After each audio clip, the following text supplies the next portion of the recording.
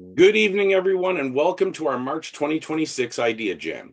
My name is Stan Baines, and I will be your chair for this jam session this evening, and I'm a steering committee member of the Canadian Network for Imagination and Creativity, or CNIC for short. My fellow CNIC members and friends in creativity that are here with us this evening are scattered about on your Zoom screens, so if you could, committee, give us a wave, let everybody know. Perfect. At Scenic, it's our goal to find our shared imagination and creativity and view it from the different backgrounds we come from, see things from the different angles we exist in, and to create and foster forward, open thinking dialogue. Our idea jams that we host each month is our place to share with you different topics, discussions, and ideas from our hosts and guests, and then to have open discussions that flow with you afterwards. It's our hope that through these discussions that we have at each event, that we can collaborate and explore through idea sharing, expand our minds in new directions that we didn't think of before, create new and long-lasting partnerships in our differences, in our sameness, and in our beliefs. We want to find and foster that inner and outer creativity and do this together in our learning and listening space so we can forward those concepts, those discussions, those ideas out into our worlds and into our spheres of influence. At this time, I'd like to acknowledge that as a resident of Clarence, Rockland, Ontario, which sits just outside of the east end of the city of Ottawa, Ontario, Canada, I'm chairing our meeting on traditional unceded land of the Algonquin and Anishinaabe territory. I'm very thankful for this opportunity to be able to do so this evening and every time that we meet. Yesterday wasn't long ago. The walk to today wasn't so far away. Tomorrow, we know we may be not long to come, but we will get there together. In our idea jams, we want you to reflect and participate in the way you are most comfortable and make this idea space your own. Our idea jam is our space to learn, explore, and share. We want to hear your ideas through conversations. This is a place where talking your ideas is what it's all about. Your thoughts, your inklings, your ideas help keep our space moving forward, so this really is your time to shine. Our format here is very simple. Once our hosts guide our discussions for the evening, we will open the floor to you for our chats and conversations to begin and see where our journey will lead us during our time together. Nothing is a bad idea. Every discussion point helps move the idea along, so please take this opportunity to explore and share as your insights may be the spark that lights somebody else's creativity fire. Zoom obviously is our platform for choice for this discussion. Zoom allows you to participate in many different ways. It has built-in controls that allow you to raise your hand so we can see you when you wish to join in the conversation. You can add things in our chat function, which helps keep the ideas flowing, and you can share your emotions with those little emotion reactions as well. Share your ideas your way and join in the jam. So, for tonight's jam, we are going to be led by Mariah Guimaraes di Stasi. Our topic of discussion for this evening is our senses and the expression of creativity and imagination. So without further ado, Maria, over to you. Thank you, Stan. Welcome, everyone. I'm so glad to be here, and I hope you enjoy our session today. I would like to start with the narrative, and then we can, enjoy this narrative and then talk about it later. So let me just bring this screen. Okay, I like that all of us to close our eyes and breathe in and breathe out.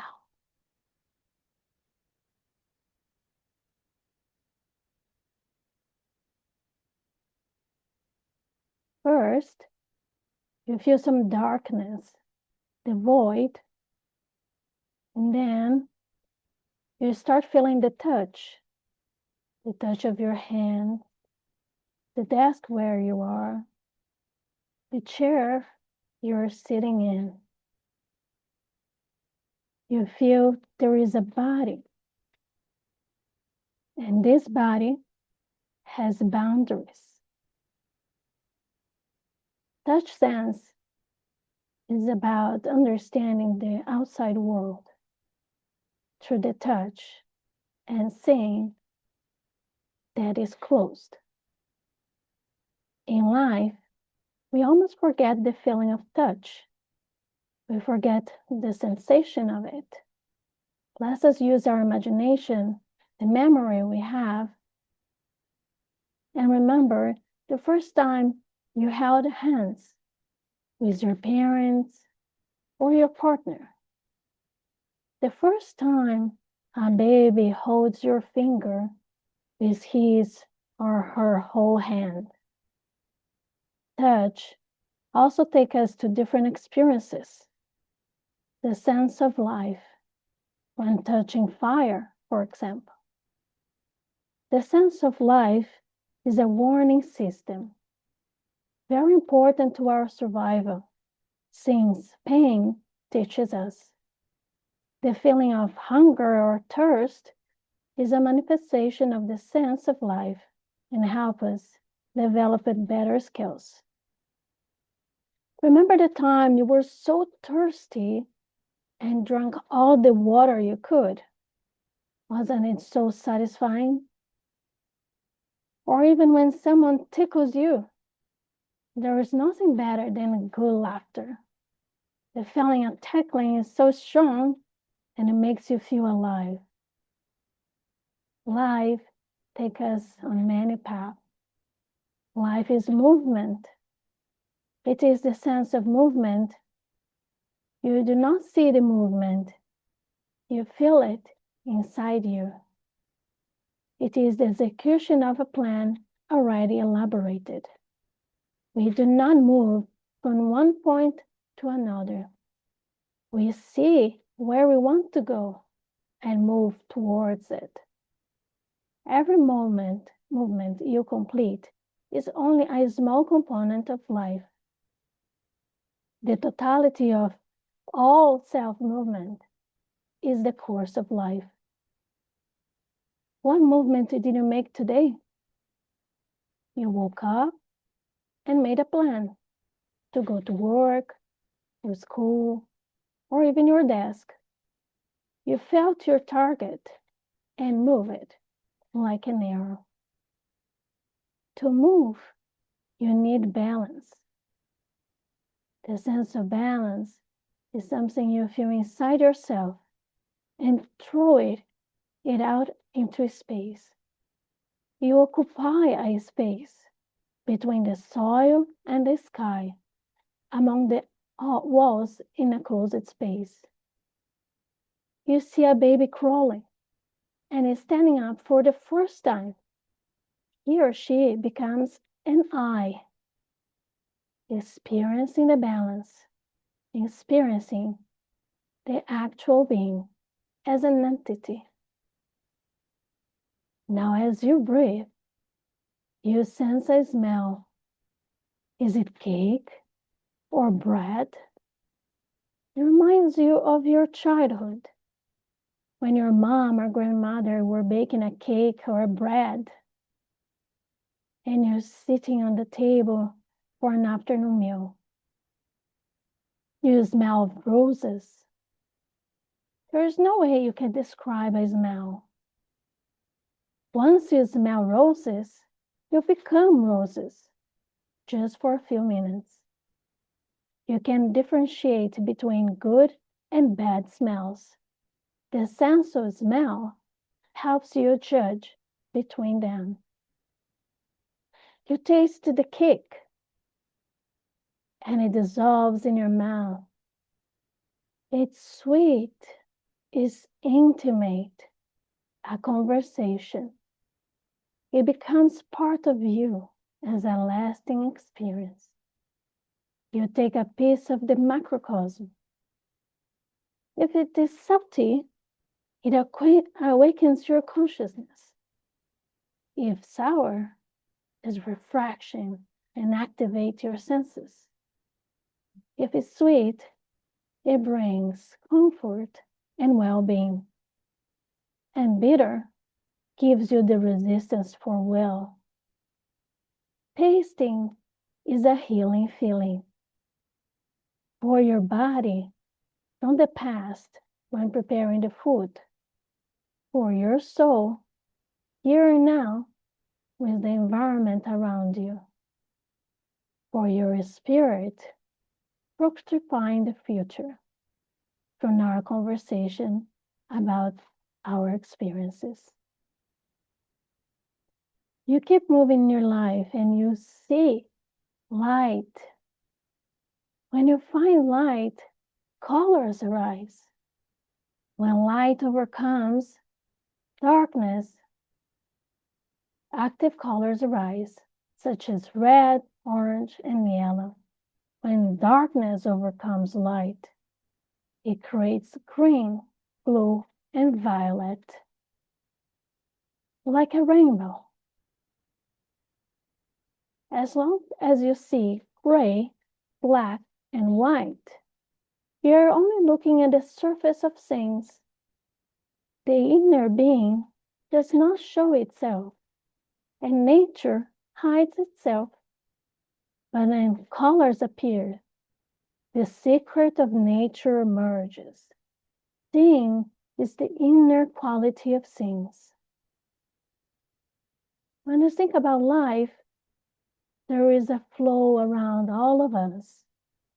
The flow is important for us to experience the sense of temperature.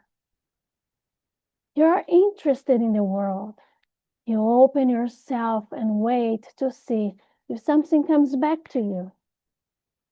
You sense warmth when someone hugs you.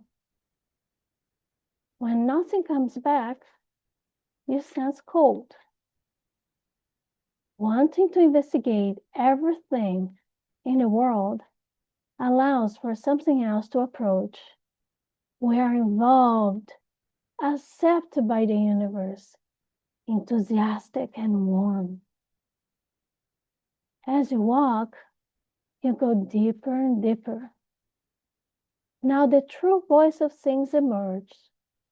The sound of a violin or a piano, the tones and intervals. And melody starts emerging, occupying the space and your body. You feel it in your skin, your sense of balance. It is hard not to move. You want to dance. You give yourself over to something. It is about moving the movement. From the sense of hearing comes the sense of language, speaking. Language is language. It is different from music. The vowels and consonants are instruments, and these instruments are feeling and creative elements that connect us. Vowels and consonants are different instruments, and you hear one instrument after another. When someone speaks to you, he or she is creatively engaged, trying to bring a higher world down to earth. It is from the sense of hearing that you transit to the sense of language, which takes you to the sense of concept or the sense of thought. Language is recognized, and the sense of thought allows you to understand the language, to comprehend. Words become concepts for us, but concepts cannot be explained in words. Ideas live in a silent world inside yourself. And the more you walk in the path of life, you recognize the sense of ego. We all have the sense of I, but it's not the sense of I that creates the sense of ego. When talking to someone, you see another I, an individuality. We meet on the basis of I to I. The I does not have to define boundaries. It has not occupied a body, but you sense the link between the I and the body through the sense of touch. The touch is important for you to understand that there are other I's. You break through all the physical nature when we perceive the I of the other. And this takes us back to the beginning, when the sense of touch removes the void.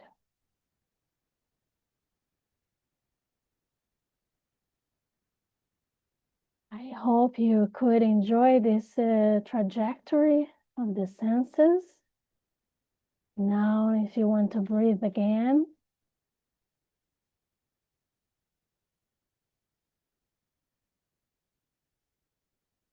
and I invite all of you to tell me about your experiences and how you sense the world.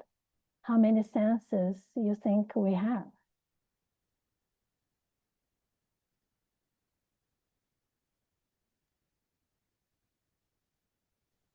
Um, that was really interesting. Like I often find sometimes it's hard to concentrate during that, but and of course too, I'm trying to run things in the background here, but that was very interesting. I felt like I was flying like an eagle through all of that and just moving through these spaces, and three things stuck out to me in all of that. So when you spoke about the smells, quite often people will walk past me or so and they smell like fresh laundry, right? And there's a specific laundry smell that reminds me of my grandmother's linen closet. Like that could overpower the whole house.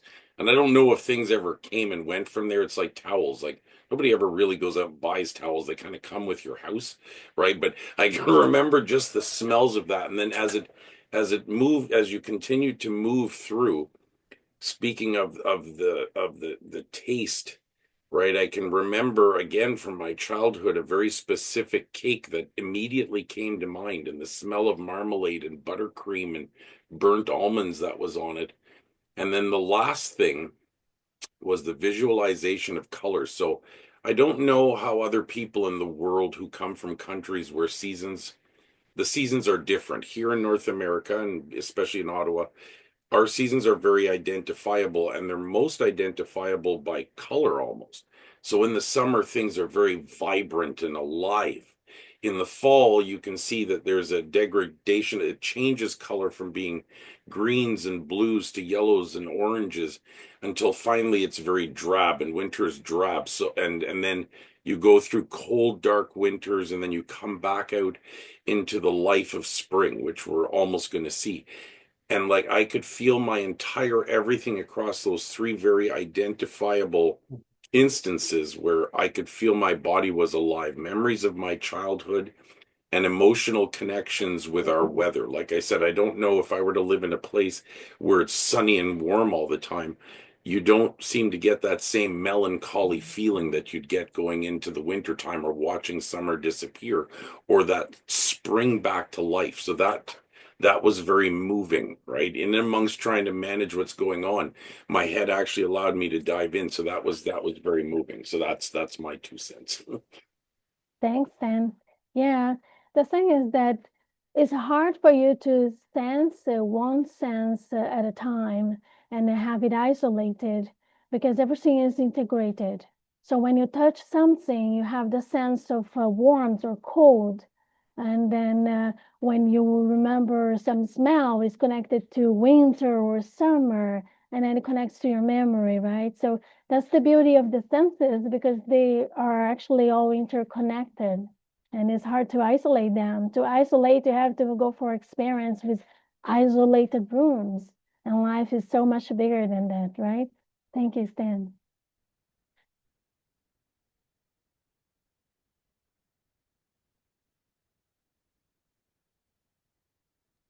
Yeah, go on.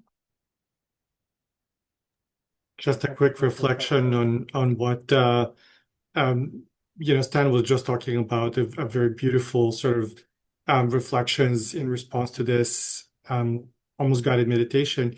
And as I was listening to you, Stan, it occurred to me that, the more I think about creativity and imagination, the more it seems to me that there is a kind of almost a magical power, that works inwardly somehow, that is creating experiences, and connecting through imaginary spaces, with previous experiences in one's life, which is really quite extraordinary because, one gets this sense that we're constantly in touch with this incredible creative power that we almost take for granted. So thank you for that. I just wanted to say that. Thank you, Ron. Well, and just to add something too, there's a sense like, you often hear people need to get into the zone when they're trying to be creative and imaginative. And quite often I look at a lot of the things I do and I look at them very black and white. I don't necessarily view them as being creative because it's just something that needs to be done, right? I don't identify that with some level of art. Like I've got some very old ways of thinking about where creativity kind of comes from. But when you have that moment, and we've all had that moment where you're immersed in something or you're listening to music or you're doing something and you can feel that shiver run through your body where life has just come to life, and sometimes you literally kind of do that. "Ugh," right? It's in those moments where not only can you feel the senses, because you're right, it's hard to nail one down to something because they all tie together, but it's in those moments where I find for myself when I can get that shiver, that whatever was triggering that to begin with, your creativity, your imagination can kind of run wild with you, and you get sort of this life high from what you're doing. So whether it's you're writing something, you're drawing something, you're speaking something, doesn't matter what you're doing, but the minute you can trigger that, then it's a whole euphoric feeling, and you're almost drained when you come out of it because it just energizes you to such a positive extent. So I often will chase after that in the very minimal things that I do that I find creative for myself, because it's one of those where once you can grab a hold of it, you never want to let that go, right? Because it literally kind of sets all of you on fire. Like I said in the opening, it's that creativity fire that you start to ignite that you don't want to let go. It's so true. I think I feel this shivers when I'm reading something very interested, and then my mind connects to something different that I read before, or some other ideas I start creating in my own mind, the ideas, the concepts, and then, like I can't bear this. It's overwhelming, actually, because it's what creativity does, right? Is this connections of information with something else. It's very interesting. Thank you, Stan.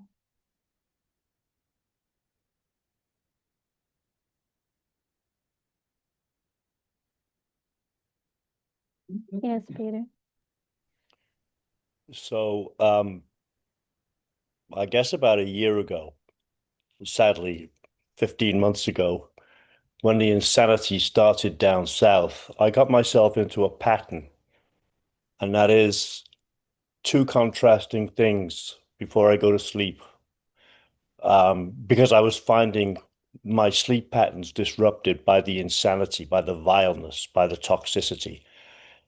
So two things came to my aid. One is British comedy. So I have an hour of British comedy on about an hour. But then the other thing I started to do, I would listen to different sort of Zen type music. Sometimes it's spoken word, sometimes it's music, sometimes it's sound.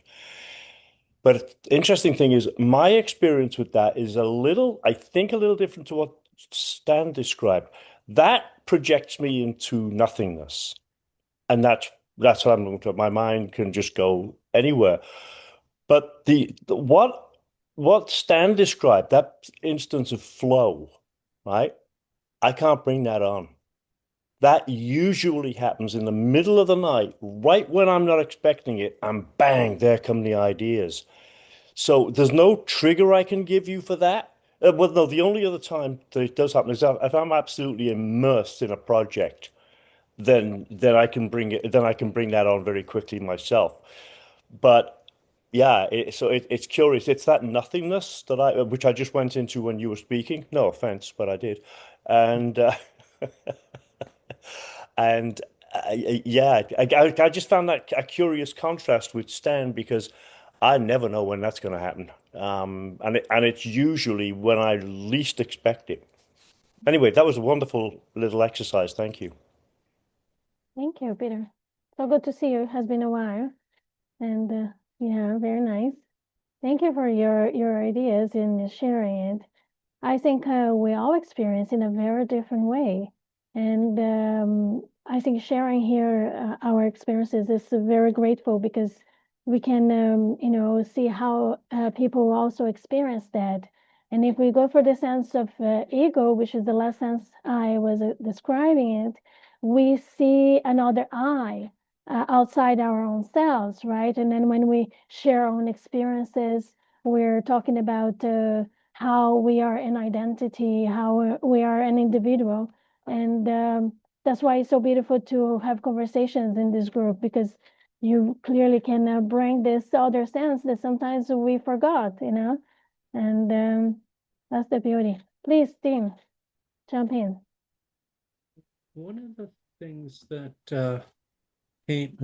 flooded my mind while sitting there listening was an observation by historian Woot. His name is Wooten. He wrote a book was published in 2015. I'm sure it took longer than 1 year to actually write it. So it's called The Invention of Science.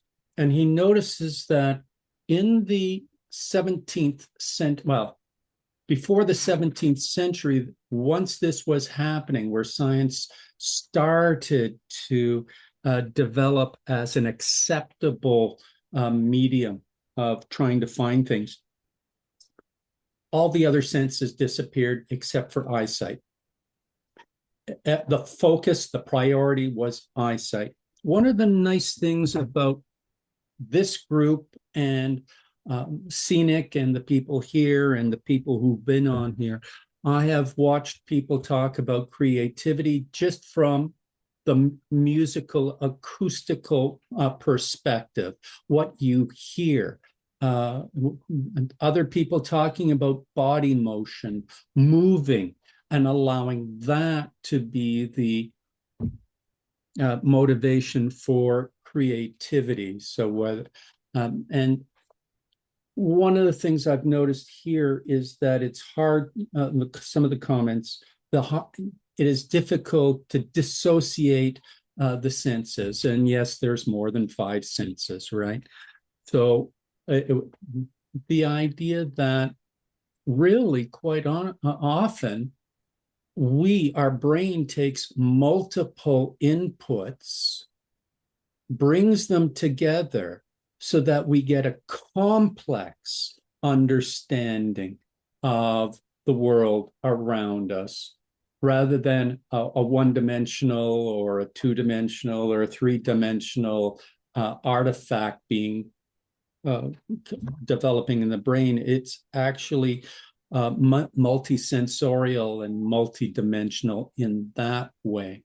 But the idea of trying to take things apart and then just isolate for a little while as another mode of moving into a creative space or a space of understanding. A quick example. About 10, 12 years ago, doctors started receiving CDs. This is before, during the time when they get CDs of heart sounds,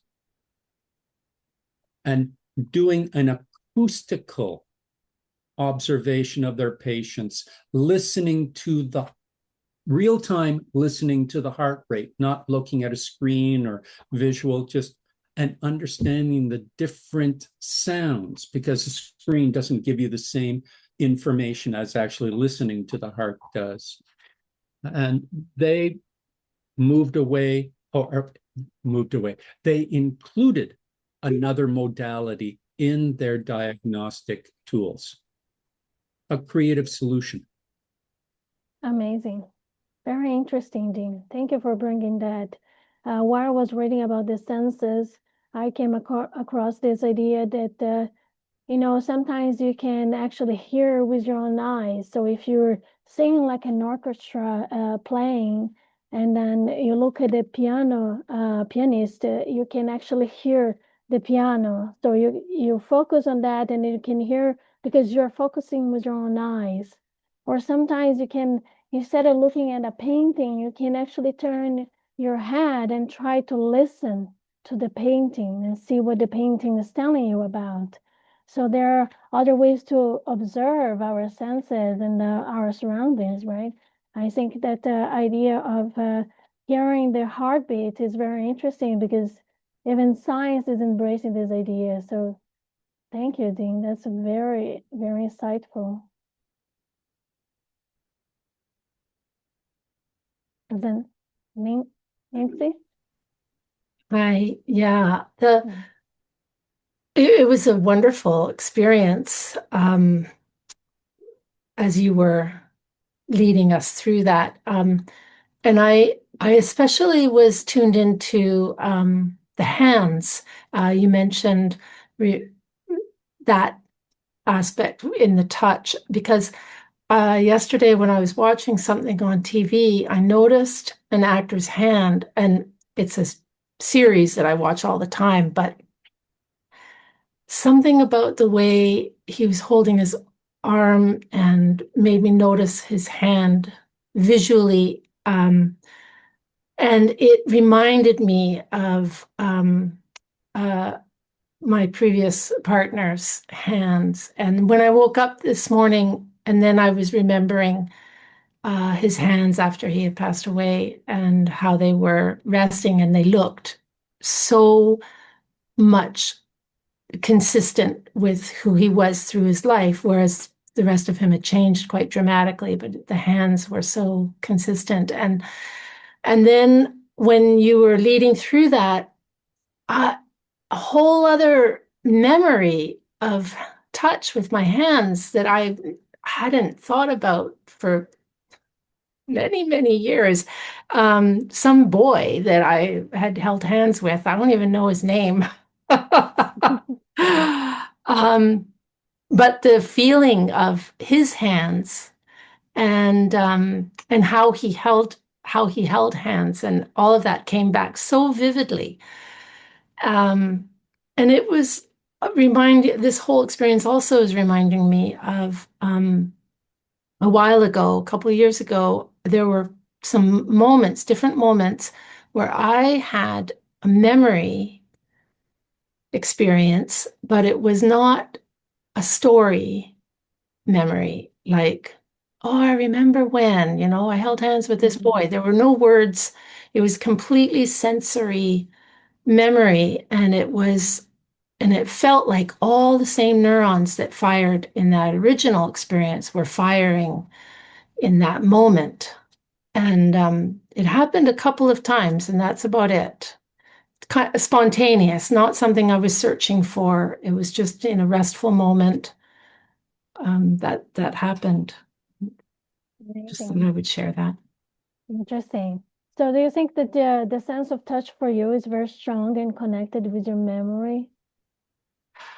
Yes, and I am like I dance regularly, like every week, and I'm into the sense of the physical sensations. I do tune into that quite a bit. Yeah. Yeah. Yeah. You know what triggers me is the smell. Triggers my memory a lot. It's a very specific.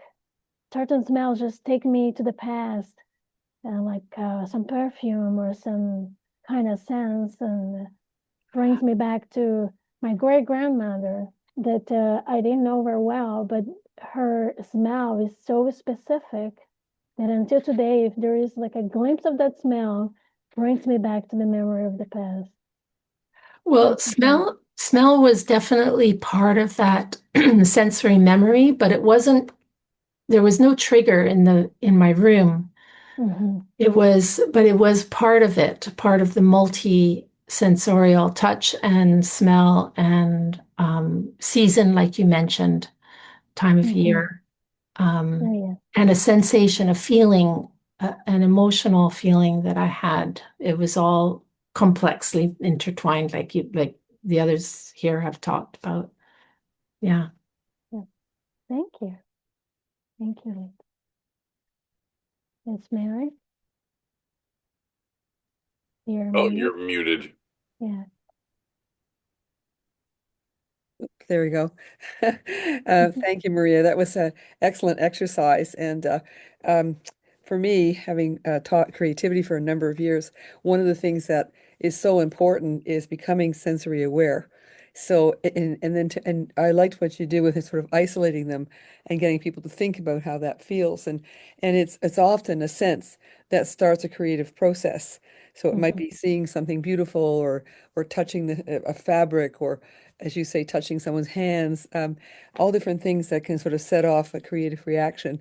And so I think that was really great. And also isolating it out so each of us had a chance to feel those things and think about them. But to remember that creativity often starts with that kind of heightened sensory awareness. And it could be a sound, it could be a number of things around us. So really slowing us down, the idea of slowing us down to do that. I think we live in a very speedy world and we miss things a lot. So to kind of sit quietly and allow yourself to see things and smell things and touch things often starts it's like a creative spark. So thank you so much for bringing that up this evening. Thank you, Mary. It's my privilege to be here. Yes, Peter. I'm going to start off by saying I don't know where I'm going with this, and there's a reason for that. I think it was the Canadian dancer. Was it Martha Graham? Was she a famous Canadian dancer? Let's call her Martha Graham for now. Anyway, the story is true, whoever it was. She just performed this amazing dance, and there was an after wine and cheese party, and somebody went up to her and they were exuding praise over her, what a beautiful dance it was, and could she explain what the dance was about? And she turned to her and said, if I could explain it in words, I wouldn't have had to bother dancing it. And I think there's a lot of truth in that. Like trying to put in words an experience which defies words is really hard. My colleagues here, many of them will know I am fascinated by the concept of the in-between, in-betweenity, in between whatever it is. And this came up in a conversation years ago between Elvis Costello and Bill Clinton. And Costello put the question to Clinton, do the arts have any place in leadership? And Clinton leant forward instantly and said, oh, profoundly so. There are three crucial roles of the president, or any leader. Number one, response to crisis. Number two, how do you deal with the institutions around you, that dance? And number three, he said, it's the space between the spaces. And Costello said, I got no idea what you're talking about. He said, look, take a look at the musical staff. Right? You've got notes on each. Anybody in the world can be taught to read those notes, but very few understand the nuance of the space between the spaces, the expressiveness, when to move with it, how to phrase it, how to pull back, when to stretch time, when to diminish time. And I thought, holy shit, that's brilliant, because you can go on as many emotional training courses as you like. And trust me, I've worked with been on training courses where I'm training people the fundamentals of leadership. You can't teach that. You cannot teach that form of emotional intelligence. I will live and die that one. So that's what makes this type of conversation so fascinating. How do you put in words the response to what you just said? I don't even know why I just said that. I just thought I just find it a fascinating experience, beautiful experience, but so hard to verbalize. Very interesting. Yeah, Peter. It's very hard to put words to feelings, right? And it's very hard to bring ideas into the communications, I think. Rebecca, please join us. First of all, thank you so much. Sorry I was late. I actually had someone over I was teaching dance to. And they stayed longer than anticipated. So I'm sorry I got the tail end of your beautiful meditation. So thank you. And I know Michael Wilson from the University of Ottawa. Michael, I don't know if you hi. Anyway, I just wrote something a while back so similar to what Peter is saying, as a phenomenologist, I do motion sensing phenomenology, and the whole goal is to convey in different ways through language and descriptive language, feelings and movements. And so I wrote something a while back that kind of echoes some of this conversation about what I get from touching hands in salsa dance, because I dance as a form of meditation. I don't dance for all those bells and whistles and all those other things. And for example, I do yoga, but in yoga, the mat is hard. And I can go to yoga and I can grimace my face. I can overperform. I can be flexible. I can do a down dog, up dog, and still kind of be in a certain mode. But when my hands touch someone on the dance floor in social dancing, if I have a rigidity or a tension or a grimace, the connection doesn't work. And when hands are soft and when hands communicate through pressure, you know, that whole space where you're talking about knowing yourself, the ego, through knowing somebody else. Like, I wouldn't even know I was tight or holding tension until I touched hands and then started the practice. And then through the practice, I would realize, oh, my breath is being held, or oh, I'm hesitating there. Oh, but it would be through that interconnective hands touching that I would become more aware of, you know, what I'm holding, what I'm carrying, what I want to let go of, how I want to, yeah. So anyway, it's just a little something I thought might add to what's being discussed so far. And thank you for this conversation. Thank you, Rebecca. Yeah, this idea of interspaces is very interesting, right? Because there is space between me and you. There is space between the tones we play in the piano, for example. And what do we do with this in between, right, Peter? I think that's when you build the melody. The melody is the understanding of the tones and the intervals together, is the seeing the in between. And I think dance is about a movement that is also in between spaces, right, Rebecca? I think that if you think about a dance with your partner, you can, imagine that there is a space between you and your partner. Then the touch connects, right? This two eyes of opposite on each other, linked through the body and Yeah, connected like, to the touch. and it's funny because as a follower in salsa, people think you don't have agency, that you lose the eye, and then it's all about the leader or the orchestra. But that's so false, right? Like the nice balance is when there's like an invitation and then there's a response, and then the agency, it's more of an intuitive gut, thinking. It's not like a cognitive up here, oh, I'm going to do this or I'm going to do that, because you're improvising together, talking about an improvised connection.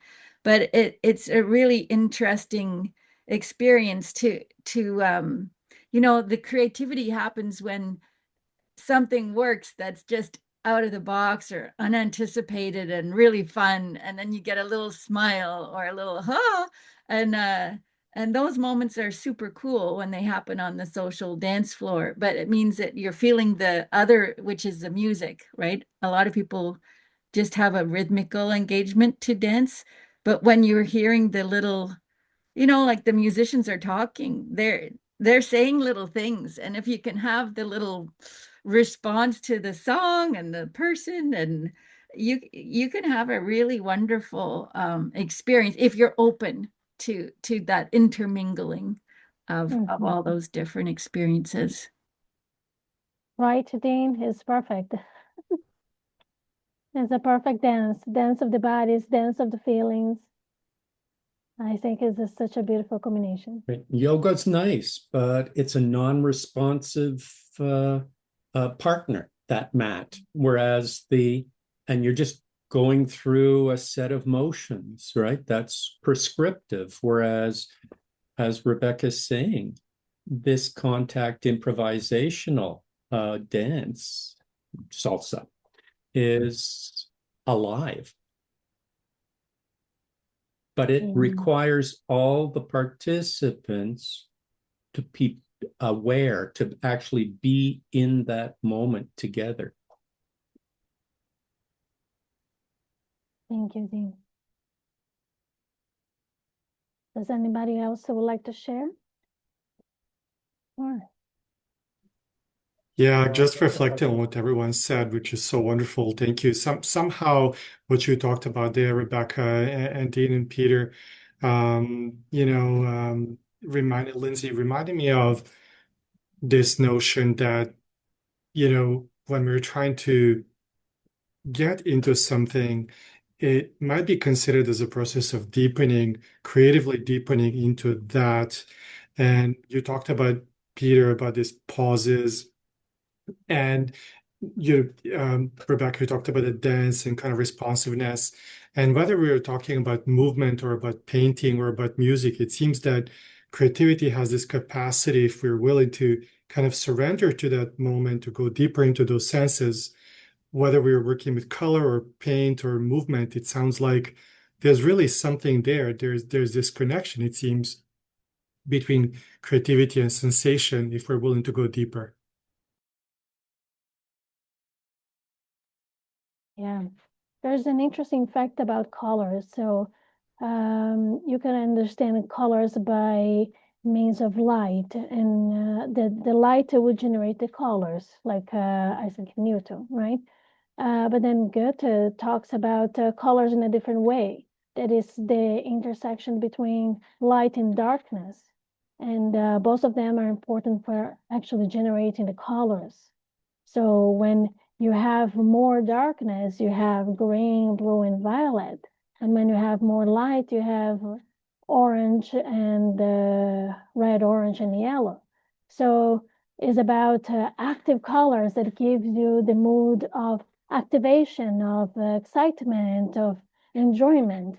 And then the other ones are more introspective, more inner feelings.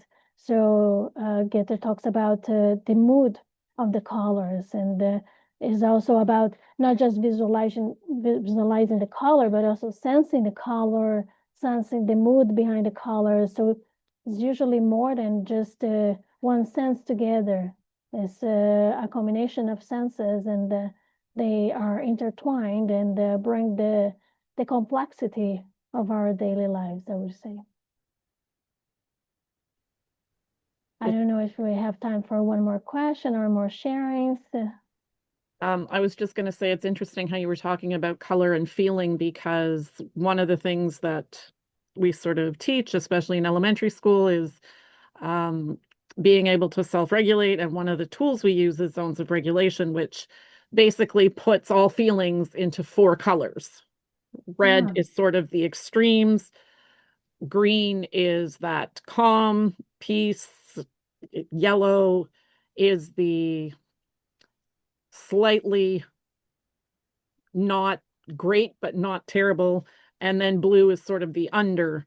So it's interesting how we're almost locking feelings into certain colors, right? Like we're teaching kids that, there's only 4 colors. And, I like to joke about, if I'm really upset, then, I go to purple, but yeah, just talking about the colors, and somebody said it, like just finding the words to respond to you, like it's wow. And you just have such a calming voice. I almost got distracted by just listening to the tones. Like I could listen to you for hours, but so thank you so much for that opportunity though. Thank you, Natasha. Thank you all. It was great, and I hope you enjoy it. And it was such a nice experiment, and I hope you really had a good time today. Thank you, Maria. That was absolutely wonderful. Right? What a good way to kind of end out our week on such a magical kind of journey and some introspection too, to be able to kind of see where we are and how we see and feel through our senses. That's absolutely awesome. Thank you very much for that. So we have some very exciting news coming up in the next little bit. So share and share alike with people. So coming up on April 9th at 7 p.m., we will be hosting our second roundtable discussion. So we want everybody to join us. It was really fun last year, and we're looking forward again to doing that again this year. So join us for an evening of panel guests, questions, comments, and imagination and creativity in flow. We are so excited to do this. So please check your emails for the poster, and we don't want you to miss out on this event. So check out our website at www.canadiannetworkforimaginationandcreativity.com to be able to register and to be able to sign up for this. Plus, there's a whole bunch of other useful information happening about what Scenic's all about what we're all about, and we're hoping that you can join us next month for that as well. So this is something else we're up to, is that we want to announce that we're actually launching a book. So we are currently looking for submissions. So our book will be about play as a catalyst for the imagination. So we're looking for ideas from all of our submissions to compile into this book, and we are very excited about this opportunity. So if you're interested, please check your emails. Information has gone out. If you haven't gotten it, please sign up through our website to be able to find out more, or you can email ridoriverview@gmail.com for more details. So Rideau, RIDEAU, Riverview, all one word, @gmail.com for more details. We're excited to hear from everybody about this. So if you've got submissions and information, send it along to us. One last thing to let you know is that in April as well, on Thursday the 16th, we return again at 7 p.m. for our next idea jam. So April is going to be a big month worth of, we're going to be meeting together online, but we're so excited to see you. So as we close for the evening, I want to thank you again, Maria, for that. And thank you all for joining us this past hour and making time in your evening to be with us here. On behalf of all of us here at Scenic, thank you for spending your Thursdays with us. Thank you for sharing your creativity and imagination with us. And we look forward to seeing you again in April, twice, right? Thank you, everybody. Hopefully, for those of you that can, you've had a great March break. Have a great and awesome night. Enjoy the rest of this month, and we will see you in April. Have a good night, everybody. Thanks, everyone. Bye.